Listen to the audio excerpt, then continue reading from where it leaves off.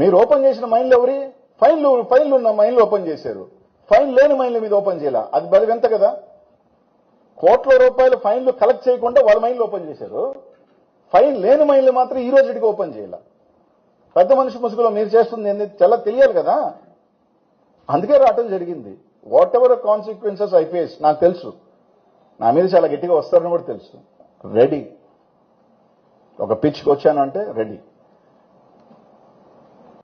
నా మీద 1000 కోట్లు ఉన్నారు, దాని మీద కూడా ఈ రోజు కాదు 1 వీక్లోనే వస్తా. అంటే నాకు 1000 కోట్లు 2000 కోట్లు 3000 కోట్లు ఆడ కోట్లుగా ఉన్నాడు, చెన్నైలో కోట్లు, దాని మీద కూడా 1 వీక్లో వస్తా. దాని మీద కూడా మొత్తం నాకెంత ఉంది, నా చిట్టి ఏంది, నాదేంది, నా చిట్టీలు గిట్టీలు కొంతమంది చెప్తుంటారు, నీ చిట్టీలు బయటపడతావు, నీ ఆస్తులు ఏడున్నాయి, నీ ఆస్తులు ఇక్కడ ఉన్నాయి, నీ ఆస్తులు అక్కడ ఉన్నాయని.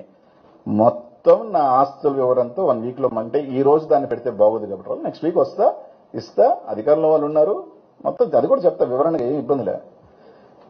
అనిల్ అనేవాడు భయపడ్డబ్బా ఎందుకంటే నేను ఒక్కటి చెప్తా, ఇక్కడున్న వాళ్ళందరికీ తెలుసు మీ గుండెల మీదకి క్రికెట్ బెట్టింగ్ అనేది నేను చేశానా లేదా అన్నది. కానీ ఆ నిందని ఇంకా భరిస్తున్నా నేను, అది చచ్చేదాకా నాకు పోదది. ఎవరి పాపాన్ని నేను భరిస్తున్నానో మీ అందరికీ కూడా తెలుసు. కింద కామెంట్లు ఎట్లా అంత నీచమైన కామెంట్లు పెడుతున్నా కూడా రైట్, ఓకే. నేను ఎక్కడ ఈ రోజు కూడా నేను మాట్లాడలా, ఎందుకంటే ఆ మడ్డు నా మీద పూశారు. నేను అందరినీ ప్లీజ్ చేయలేను, అందరికీ ఇది నేను ఒప్పించలేను, అందరూ నమ్మాల్సిన బాధ్యత కూడా ఎవరికి అవసరం లేదు.